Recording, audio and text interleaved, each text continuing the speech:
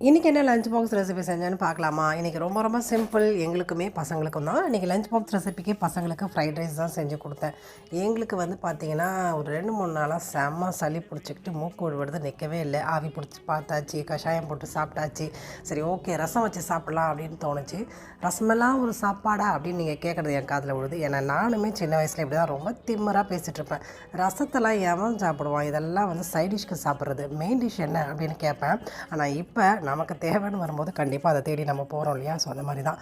இது வேணும், இது முக்கியம், இதை சாப்பிட்டா உடம்புக்கு நல்லது அப்படின்னா கண்டிப்பாக அதை நம்ம செஞ்சு சாப்பிடுவோம். அது இந்த மாதிரி சில்லுன்னு இருக்கிற கிளைமேட்டில் சளி பிடிச்சிருந்ததுன்னா சுட சுட இந்த மாதிரி மிளகு சீரகம் தட்டி போட்டு சாப்பிடும்போது அவ்வளோ அமிர்தமாக இருக்கும் அந்த சாப்பாடு. இதுக்கு தொட்டுக்கிறதுக்கு வாழைக்காய், கொஞ்சமாக சொரக்காய் எனக்கு செய்யலை, வீட்டுக்காருக்காக.